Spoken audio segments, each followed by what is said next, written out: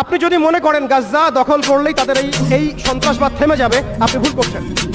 যতক্ষণ পর্যন্ত তারা বিশ্বকে নিয়ন্ত্রণ না করছে, বিশ্বকে শাসন না করছে, তারা ক্ষান্ত হবে না।